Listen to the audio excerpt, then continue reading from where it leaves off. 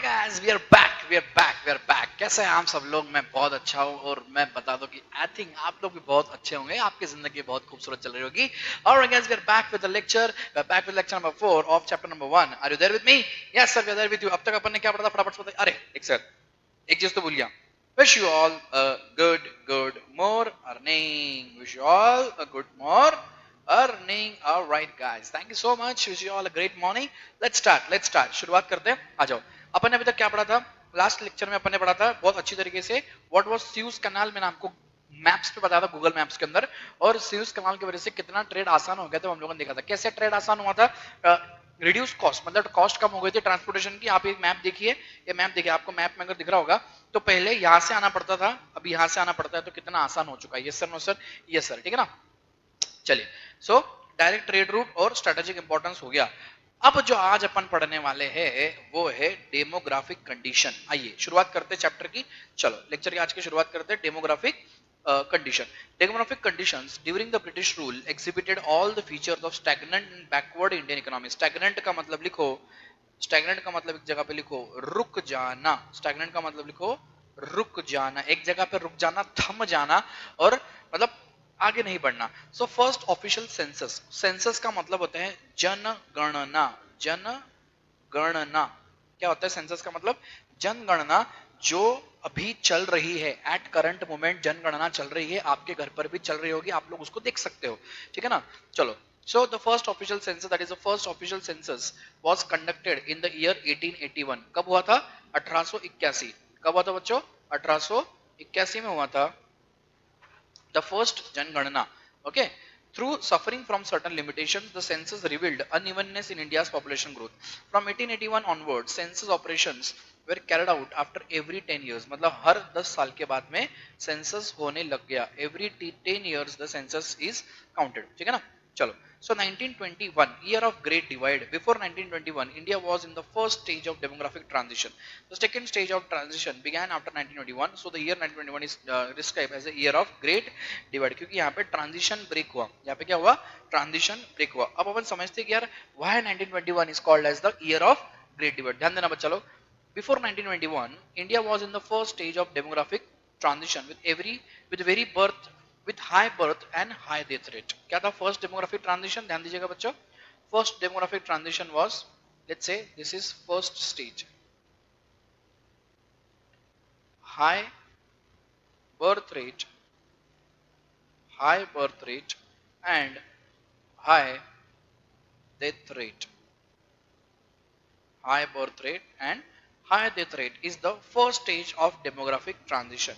This is your demographic transition. Demographic transition first stage, that is high birth rate and high death rate. ठीक है. So the death rate fluctuated from the year to year, and as a consequence the size of population remained almost stationary. Stationary का मतलब है हिली नहीं, वही जगह पे रुक गई. Now begin with the beginning of the decline in the death rates, the population of the country entered the second stage of transition. The second stage of transition began after 1921. From the year 1921 onwards, India's population never declined and recorded a consistent rise. Due to this reason, 1921 is called as the year of Great Divide. Are you clear everyone? Yes sir, no sir, yes sir. ठीक है ना. तो इसलिए 1921 जो है year of Great Divide कहलाता है, क्योंकि इसके बाद में अपनी population significantly बढ़ी है. Now the demographic condition during the colonial period. कब की बात चल रही है? अभी कॉलोनियल पीरियड की बात चल रही है, मतलब ब्रिटिश इंडिया की बात चल रही है. The demographic condition during the colonial rule is described in the following points. कौन सी? आइए देखते हैं. High birth rate and death rate, मतलब हाई बर्थ रेट भी है और हाई डेथ रेट भी है. Birth rate refers to the number of children born per 1000 in a year, मतलब हर 1000 बच्चों के पीछे कितने बच्चे जन्मे, कितने बच्चे पैदा हुए हैं, उसको बोलते हैं birth rate. Death rate refers to the number of people dying per 1000 persons in a year. 1000 बच्चों के पीछे कितने बच्चे मरे, कितने लोग मरे, उसको बोलते हैं death rate. Both death rate, birth rate and death rate were very high at nearly 48 and 40 per 1000 respectively. Yes sir, no sir, yes sir. Then extremely low literacy rate. Sir, literate था ही नहीं India. Only 35% literacy rate was there at 1947. So literacy rate refers to the total number of literate persons expressed as a percentage of the total population. The overall literacy level was less than 16%. My goodness, सिर्फ 16%, 16 से भी नीचे percent लोग educated थे. Out of this, the female literacy level was at the negligibly low of about 7%. 7% महिलाएं educated थी. इतनी बुरी हालत थी इंडिया की उस समय पे, आप लोग समझ सकते हो. Then also there were poor health facilities. क्या थी? Health facilities, doctors, nurses, hospitals, ambulances, ये सब कुछ बहुत कम था, नहीं के बराबर था. पहले तो डिलीवरीज तो यार आपका औरतें खुद हो जाती थी, मतलब आप समझो बहुत खराब हालत थी उस समय पे. Then public health facilities were either unavailable to the large mass of population और when available very highly इनएडिक्वेट.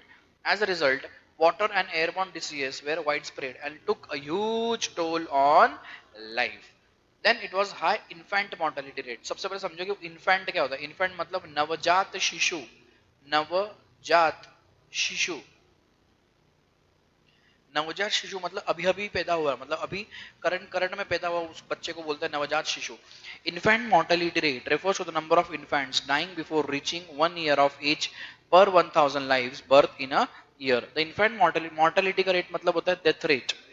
Mortality का मतलब होता है डेथ रेट, मरने का रेट, मतलब हर 1000 बच्चे के पीछे कितने बच्चे मर गए. The infant mortality rate was quite alarming, about 218 per thousand. In contrast to the infant mortality rate of 33 per thousand in 2017, 32 per thousand in 2018 and 25 approx per thousand 2025. मतलब हर 1000 बच्चों के पीछे अभी भी 25 बच्चे मर रहे हैं. 25 बच्चों की मौत हो रही है 2025 में भी, आप समझ सकते हो. अलार्मिंग सिचुएशन है. Then low life expectancy. Life expectancy का मतलब है कि एक एवरेज इंसान कितना जिएगा, एक एवरेज इंसान कितना अपने साल भर में जिएगा, साल भर मतलब जिंदगी में जिएगा. Life expectancy refers to the number to the average number of years for which people are expected to live. Life expectancy was also very low, 32 years in contrast to the present 67 years. मतलब पहले सिर्फ 32 साल जो है वो life expectancy थी, हालांकि अब कितनी हो चुकी है, अब लगभग 67 इयर्स हो चुके हैं. मतलब 67 एवरेज इयर्स है जो इंसान जी सकता है. और उस समय पे था वाइड स्प्रेड पॉवर्टी, गरीबी बहुत ज्यादा थी. गरीबी बहुत ज्यादा थी यार, आप समझो पूरे इंडिया के पास सिर्फ 200 करोड़ रुपए थे at the time of independence. Only 200 crore rupees, और उन 200 करोड़ में से भी आपको 75 करोड़ रुपए was to be given to Pakistan and 125 crore रुपए was with India.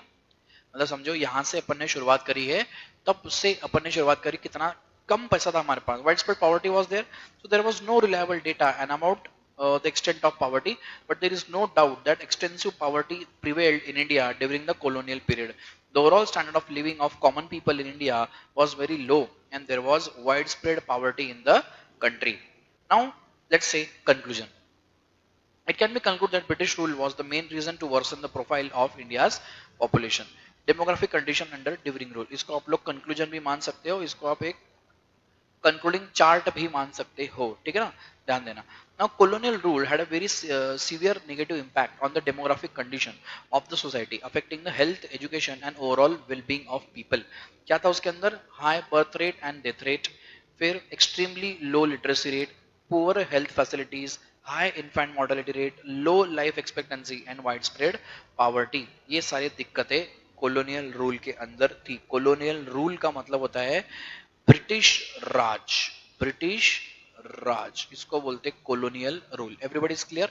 Everybody is clear? I hope everybody is clear, ठीक है ना. चलो ऑक्यूपेशनल स्ट्रक्चर क्या पढ़ने जा रहे हैं हम लोग? ऑक्यूपेशनल स्ट्रक्चर पढ़ने जा रहे हैं. Occupational structure refers to the distribution of working persons across primary, secondary and tertiary sectors of the economy. So all the production units of an economy are grouped into three broad sectors. Number one, primary sector. Number two, secondary sector. Number three, tertiary sector. ठीक है ना. Primary sector का मतलब completely होता है दो people who are involve in agriculture. The people who are involve in agriculture are called as primary sector, ठीक है ना. Then it includes production units exploiting natural resources like land, water, subsoil asset, etc. For example, farming, fishing, mining, animal husbandry, forestry, etc. इसको बोलते हैं primary sector. Second is secondary sector. Secondary sector is almost related to industries. Industrial sector. Industrial sector, ठीक है ना. So it includes production units which are engaged in transforming one good into another good. These units convert raw materials into finished goods. For example, firms engaged in converting sugar cane into sugar, construction companies, power generation, etc. It is called as secondary because it depends on the primary sector for raw material. It is called as secondary sector because it depends on the primary sector for raw materials. अगला है tertiary sector. Tertiary के sector का मतलब होता है service sector.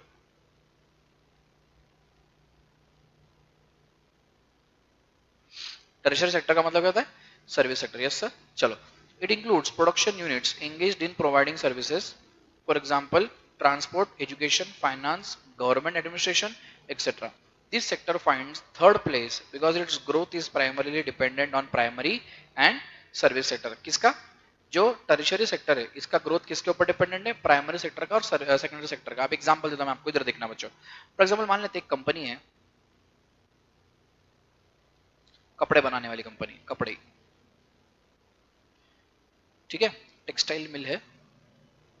अब textile mill है तो सबसे पहले क्या लगेगा? कॉटन. क्या लगेगा? कॉटन. ये किस इंडस्ट्री का पार्ट हुआ? ये एग्रीकल्चरल का पार्ट हुआ. और देखा जाए तो ये प्राइमरी इंडस्ट्रियल का पार्ट हुआ. ये प्राइमरी इंडस्ट्री का पार्ट हुआ. किसका पार्ट हुआ? Primary industry. किसका पार्ट हुआ? प्राइमरी इंडस्ट्री का पार्ट हुआ. Yes sir. ठीक है. अभी कॉटन से क्या बना? कॉटन से बना शर्ट. कॉटन से शर्ट बनाने के लिए इसको लगी होगी मशीनरी. कॉटन से शर्ट बनाने के लिए इसको लगी होगी मशीनरी. मशीनरी किसका पार्ट हो गया? इंडस्ट्रियल का पार्ट हो गया. और कहीं ना कहीं जाके सर ये सेकेंडरी का पार्ट हो गया. सेकेंडरी इंडस्ट्री का ये पार्ट हो गया. अब ये जो शर्ट जब बिकेगा, ये शर्ट बिकेगा लेट्स से फॉर एग्जांपल मान लेते हैं आपके अमेजोन के ऊपर, फ्लिपकार्ट के ऊपर, या किसी दूसरे वेबसाइट के ऊपर, मीशो वगैरह के ऊपर. ये जो है, ये जो कर रहा है, ये है सर्विस सेक्टर. ये है सर्विस सेक्टर. आप समझो अगर ये नहीं चलेंगे, ये नहीं चलेंगे तो ये कैसे चलेगा? मतलब complete service sector is dependent on your your primary sector and secondary sector. Your complete tertiary sector is dependent on your agriculture sector or your industrial sector. That comes to your primary sector and secondary sector. ठीक है ना? चलो done.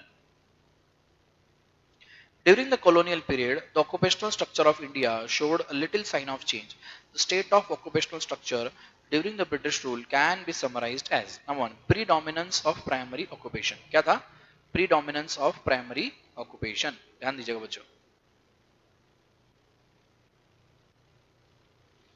The agriculture sector accounted for the largest share of the workforce with 70 to 75%. The manufacturing and service sectors accounted for 10% and 15 to 20% respectively. कितना था? आप देखो, the agriculture sector accounted for the largest share of the workforce. आप समझो, India is an agrarian country.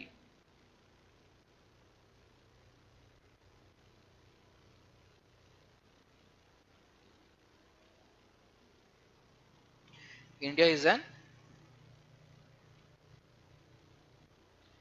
agrarian country. Agrarian country का मतलब क्या था? Which is dependent on agriculture. Which is dependent on agriculture. That is called as agrarian country. ठीक है ना? और इसके ऊपर कितने लोग इन्वॉल्व थे? इसके ऊपर 70 to 75% people were dependent. कितने लोग? 70 से 75% लोग डिपेंडेंट थे. मतलब आप समझो इंडिया में अगर 100 लोग होंगे तो उसमें से 70 लोग जो है वो एग्रीकल्चर के ऊपर डिपेंडेंट है. इमेजिन करो कितना बड़ा कंट्रीब्यूशन रहा होगा एग्रीकल्चर का इसके अंदर. मतलब मोस्टली आप सारे देख लो, आपके बाप दादा के पास, परदादा के पास जमीनें होगी ही होगी. एग्रीकल्चरल लैंड होगा ही होगा, खेत होगा ही होगा, फार्म होगा ही होगा. यस सर, बिल्कुल होगा. Because so many people were involve in this. Then regional variation was there. Regional variation. Another striking aspect was the growing regional variation. The states of Tamil Nadu, Andhra Pradesh, Kerala, Karnataka, Maharashtra and West Bengal witnessed a decline in the dependence of the workforce on the agricultural sector with a commensurate increase in the manufacturing and services sector. आज आप देखोगे तो महाराष्ट्र के अंदर most of the industries are service sector. और आज अगर India को देखोगे तो जीडीपी के अंदर सर्विस सेक्टर का इन्वॉल्वमेंट सबसे ज्यादा है. मतलब आप समझ लो around 51 to 52% share in the India's GDP currently is of service sector. आप समझो इतना बड़ा शेयर अभी सर्विस सेक्टर का करंट इकोनॉमी के अंदर हो गया, लेकिन पहले एग्रीकल्चर सेक्टर का सबसे ज्यादा इन्वॉल्वमेंट था, क्योंकि हमारे पास तब इतना डेवलपमेंट हुआ ही नहीं था। हमारे पास तब इतना पहले डेवलपमेंट हुआ ही नहीं था, मतलब आप समझो हमारे पास इंडस्ट्रीज कहाँ थी? अभी इंडस्ट्रीज ही नहीं रहेगी तो बनाओगे क्या और बेचोगे कैसे? तो सर्विस भी नहीं था हमारे पास, जो था वो तो सिर्फ एग्रीकल्चर था। यस सर, ठीक है।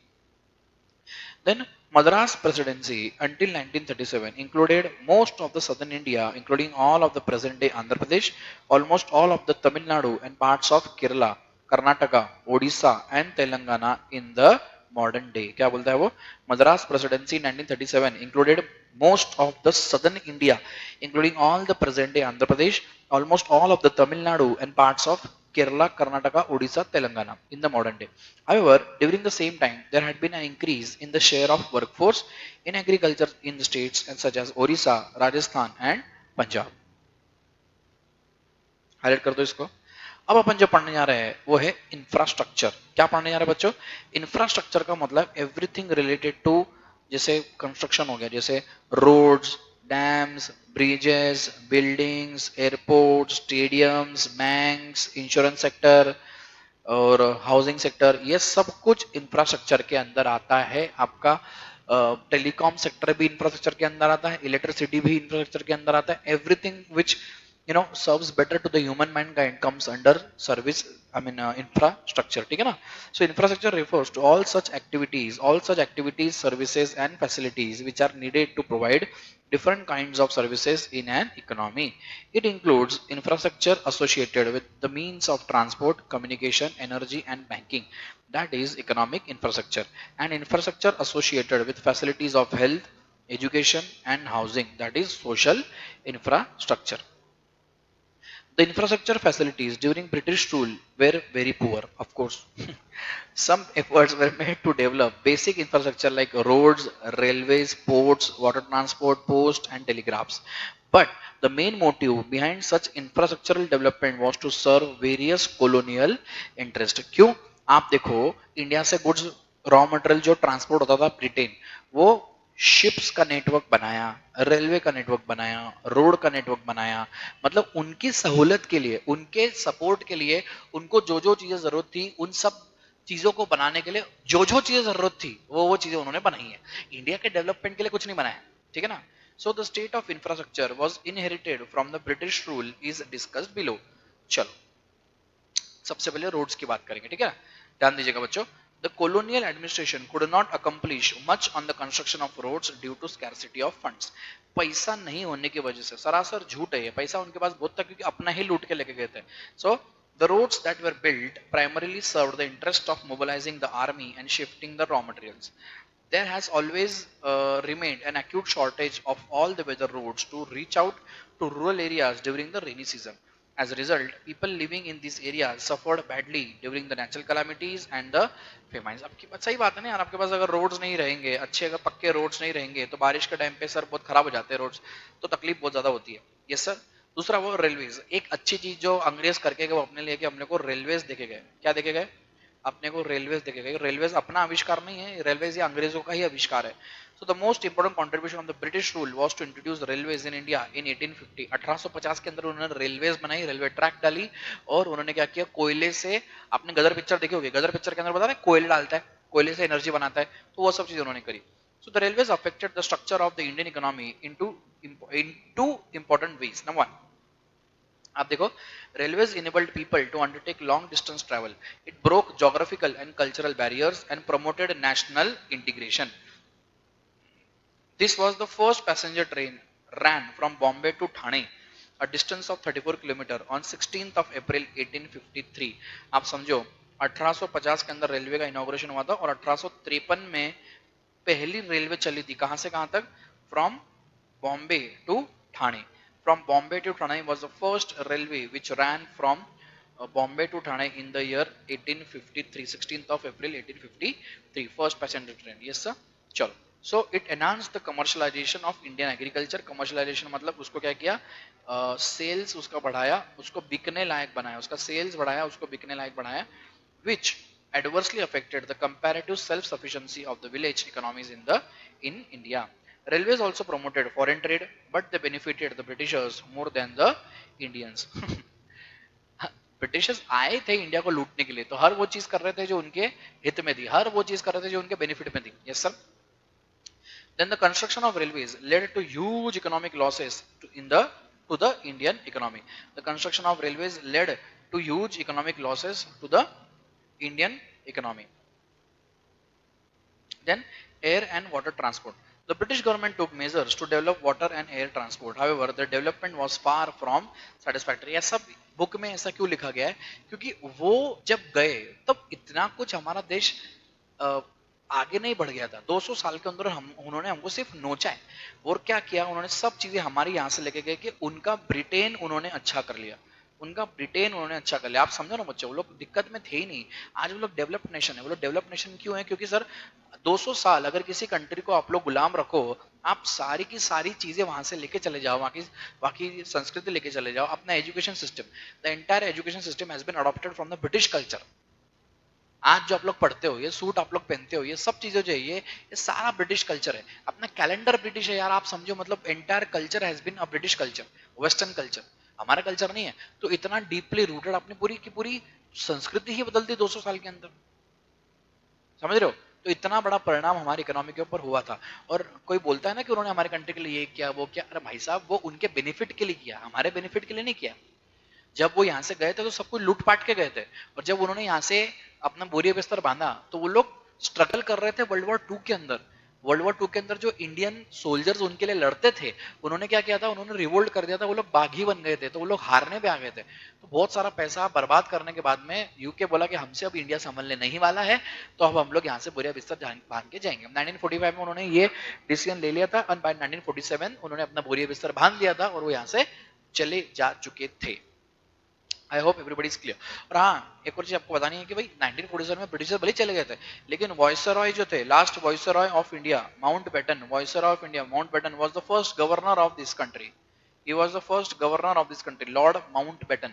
Lord Mountbatten was the first governor of this independent India. Independent India as a act pass हुआ है. समझो मेरी बात. So इतनी सारी दिक्कतें हमको यहाँ पे फेस करनी पड़ी थी. I hope everybody is clear. सबको समझ में आ रहा है कि मैं क्या बता रहा हूँ? Indian history is very very strong, आपको पढ़नी चाहिए, बहुत कुछ सीखने मिलता है इकोनॉमिक्स के अंदर. So inland waterways proved to be uneconomical as in the case of the coast canal on the Orissa coast. This canal was built at a huge cost, but it failed to compete with the railways and finally the canal had to be abandoned. मतलब वो project क्या कर दिया?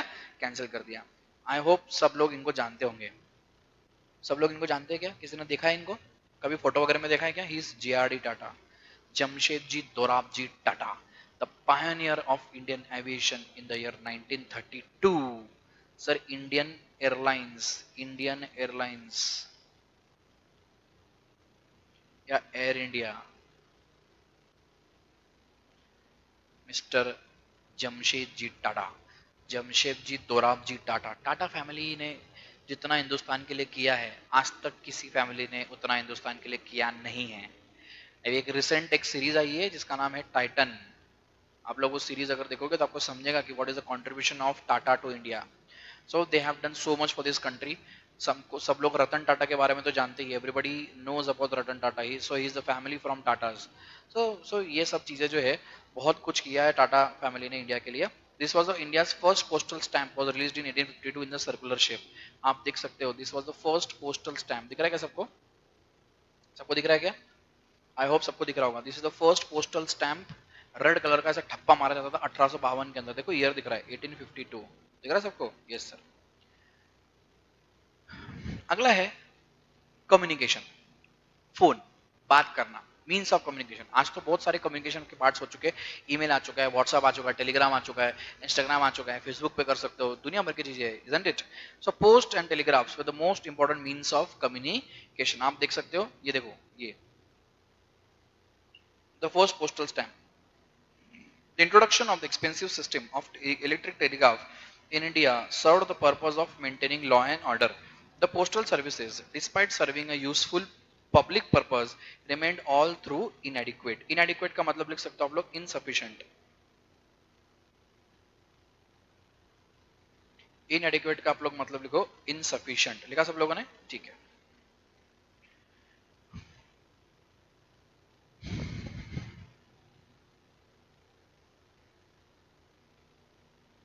Next concept जो है वो है reasons for infrastructural development. क्या पढ़ने जा रहे हैं हम लोग? अगला concept reasons for infrastructural development. एक 2 मिनट का ब्रेक है, फिर हम लोग चालू करेंगे हम लोग क्या क्या इसके अंदर पढ़ने वाले हैं।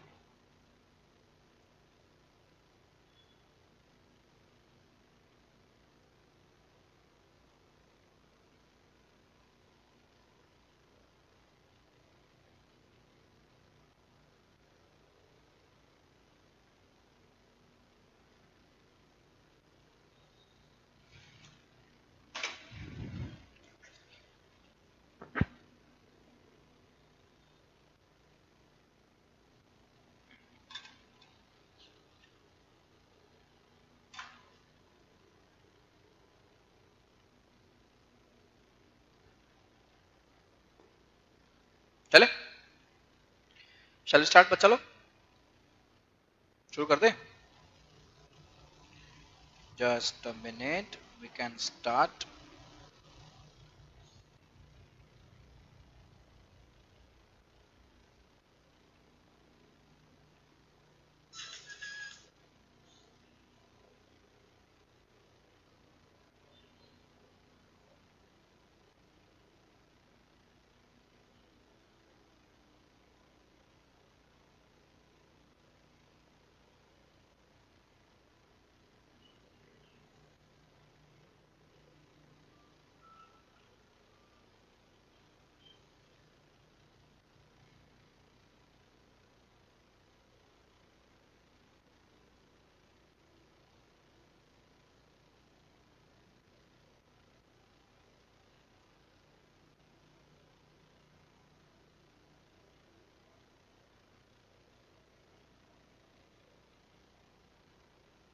चलो स्टार्ट, चलो शुरुआत करेंगे।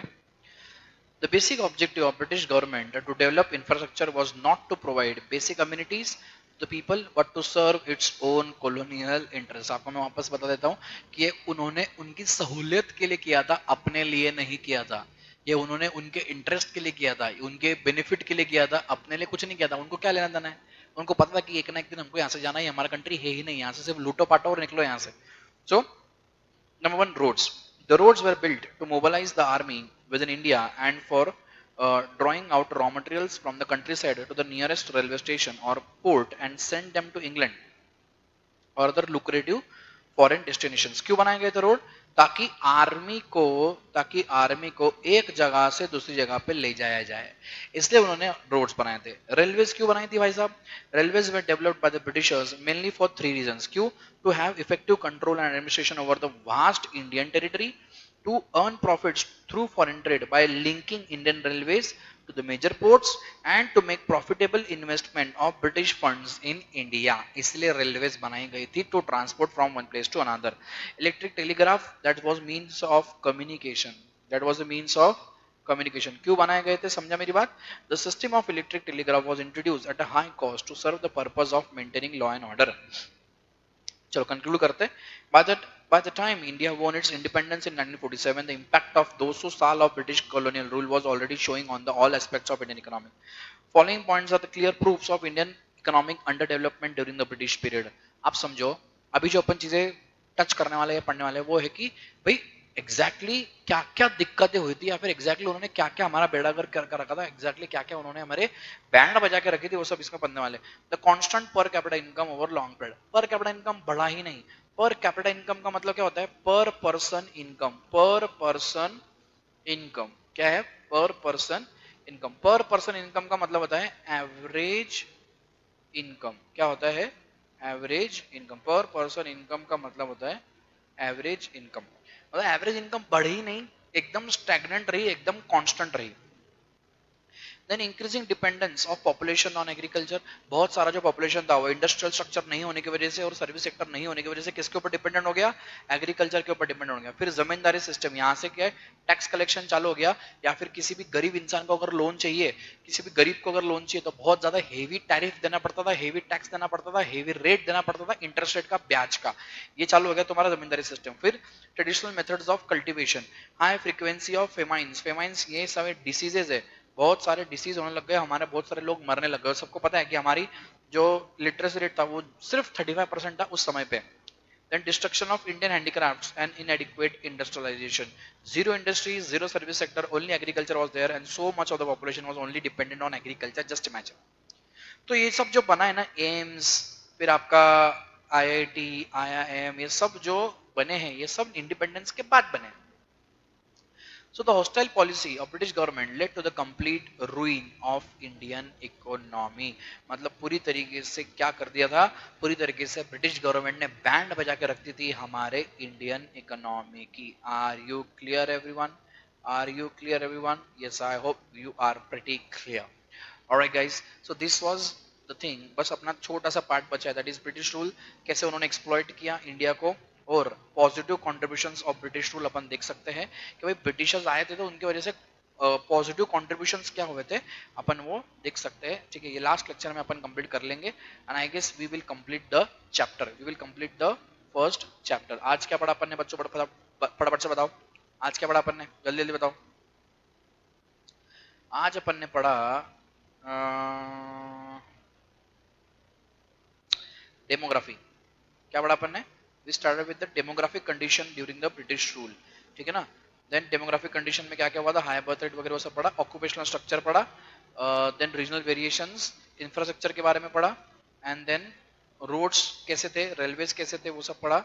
Then air and water transport, communication हम लोगों ने पढ़ा, रीजंस फॉर इंफ्रास्ट्रक्चरल डेवलपमेंट हम लोगों ने पढ़ा। फिर हम लोगों ने क्या पढ़ा, yes, so I think we are done with this. अभी जो अपन चालू करने वाले हैं वो है British rule and systematic exploitation of India, ये अपन कल शुरू करेंगे। Alright guys, thank you so much till the time, take care of yourself, this is your friend mentor and coach Kedar Pani signing off. Jai Hind, I'll see you at the same time tomorrow at the same time. Thank you so much, bye bye.